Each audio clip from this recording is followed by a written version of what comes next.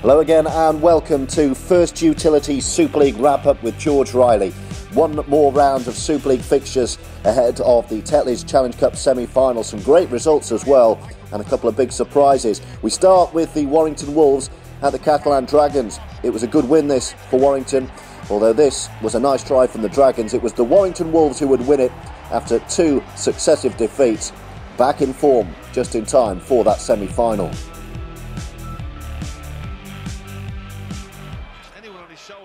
This was surprisingly one-sided. The resurgent Red Devils blown away by the Wigan Warriors, and a hat-trick, a first Wigan hat-trick for this man, Anthony Gelling, in at centre and taking his opportunity. And how about this for a finish from George Williams? He had options here, he had defence back as well.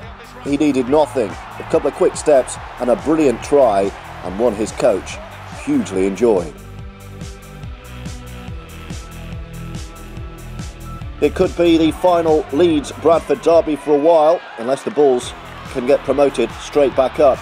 And it was the Bradford Bulls who won it in front of a big crowd.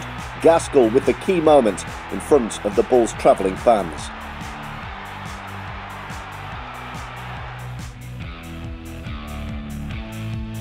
Another West Yorkshire Super League derby, and Huddersfield had the better of this one. They did the damage in the first half, absolutely walloping Wakefield, who did respond to win the second half, but it was to no avail. A big win for Huddersfield in the chase for those playoff places. Wakefield did fight till the end, and it was a much better second half. Jared Samet making up for an early error from himself in the first half with this score, but Huddersfield would win it.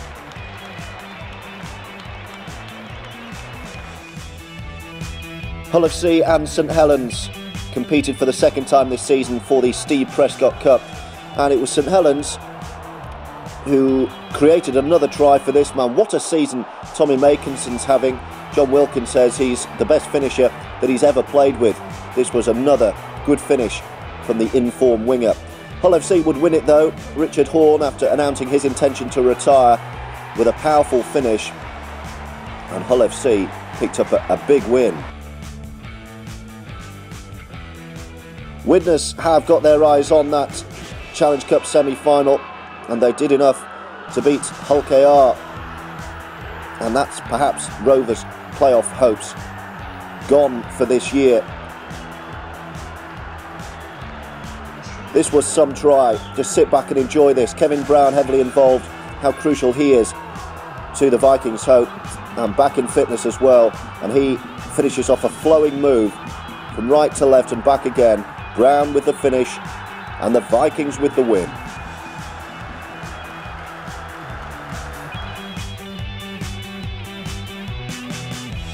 Another absolute stuffing for London, but again they started and finished well. The first and final tries of the game went to the Broncos, but it was Castleford whose tails were up.